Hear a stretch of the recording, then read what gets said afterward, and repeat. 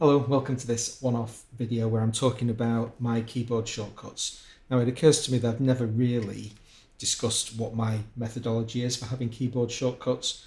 Over the last couple of years, I've worked with an ExpertKeys EK-84, which over the course of time has evolved. My use of it has kind of extended, but because it's been evolved organically, the arrangement of keys was never quite how I wanted.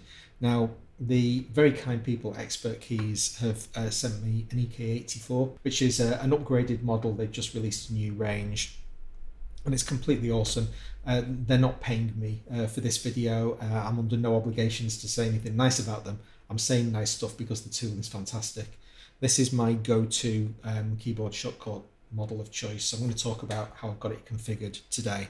Now, the first thing to talk about as far as the EK-84 itself is concerned is that all of the keys have plastic caps on. So as you can see, I've configured it exactly how I want. Now, I spent a couple of weeks going through various iterations of designs using all of the stuff that I'd learned from my previous version, the 58, and deciding exactly how I wanted all the keys to be mapped out.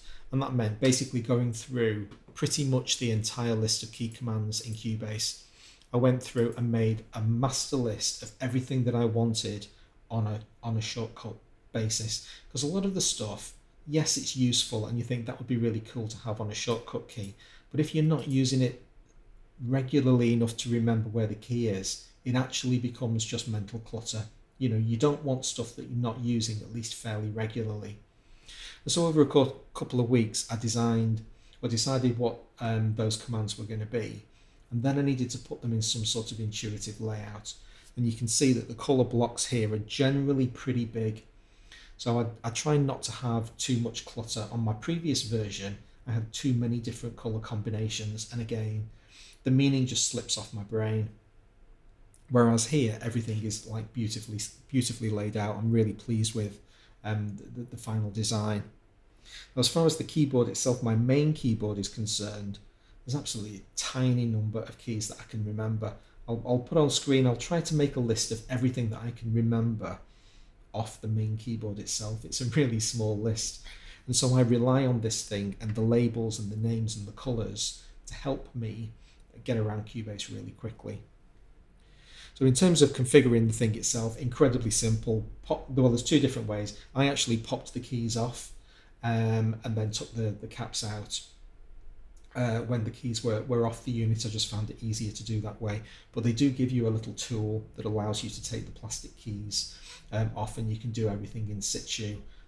That probably would have been a faster solution, but everything's really high quality. I mean, the buttons are just absolutely lovely to press. It feels like a really awesome thing. So once I've got the design laid out, then I cut out all of these tiny little print out and cut out all of these tiny little squares of paper, and then use double-sided sticky tape tiny little squares of double-sided sticky tape to stick each of them down. And so it took me, I don't know, maybe 5 or 6 hours in total of printing all of these things out, actually creating the Photoshop templates, printing them out, cutting them out, and then sticking them all on the keyboard. But once that's done, that single investment of time, just look at what I've got under my left hand now. So across the top, obviously, we've got the marker racks, 9 markers where I can set and recall all of those at will. They used to be on a numeric keypad, but because I use 1 and 2 for other features, I actually only had 7 markers to play with. But here you can see in the project, just press recall marker 7 and it jumps straight there. Go over here and let's say set marker 4 there. Just really, really easy. Then I've got all my standard zoom features down the left hand side. There's like 47 million different zoom commands in Cubase, but you actually need those 8 plus control, mouse scroll. That's it. You don't need anything else. Undo and redo, fabulous. Then I've got a bunch of selects and a bunch of deletes. So if you have like 2 sets of commands that have got 5 buttons and you're like, oh, how am I going to set that out on the keyboard? It just seemed intuitive to me to have them in single vertical columns. Then this pink zone in the middle is clusters of horizontal functionality. So there's range features and then got render, split, merge, duplicate, really straightforward stuff. But these colours are really popping at me. That's the whole point. You know, I had a few goes at getting exactly what the tones were supposed to be. I'm like just really anal about stuff like this. And the old EK-58 had different designs that had been printed out at different times and had slightly different coloured keys on them. Like I changed my mind about what shade of yellow I wanted and could never quite bother going back and fixing all of the others. Different sized fonts. Oh, the horror, the horror. So just the opportunity to sort all of that out was just really, really joyous. I've had so much fun. These blue commands, again, they're pairs, quantizers and lengths and crossfades and stuff.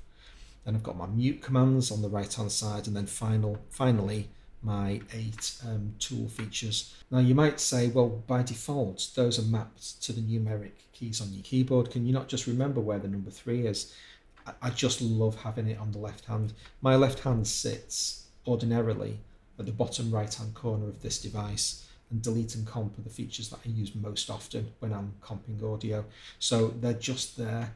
To have those little clusters of 4 pairs is just completely under my fingers, literally and metaphorically. So just an absolute joy. What a really fabulous setup now. I'm so happy to have spent the time to take a couple of weeks to do all of that prep. You know, really make sure, did lots of designs using that matrix that you saw, printed quite a few of those sheets out and scribbled all over them and changed my mind and crossed stuff out, and then threw that one in the bin and started again. And then eventually, when I had my design exactly how I wanted, I could print all of those squares out, stick them straight on the keypad, and it was just a really simple and efficient process. It took me less than an hour to program those commands in.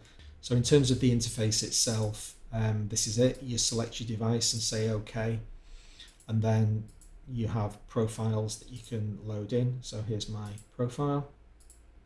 And then in terms of programming the commands themselves, just key code and then whatever you want. It's really, you just press the keys on the keypad and it just inserts it, say OK, and it'll be done.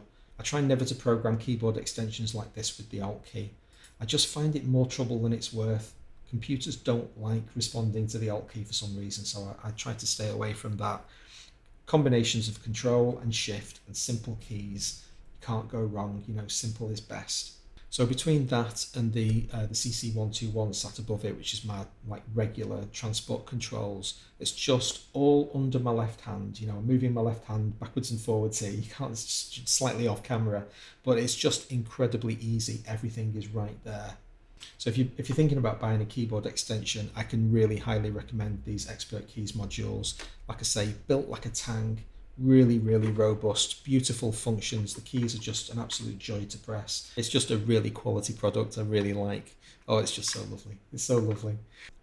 Thanks very much for watching this. Hope you found it useful. If you did, please hit like. I'll see you next time. Thanks very much.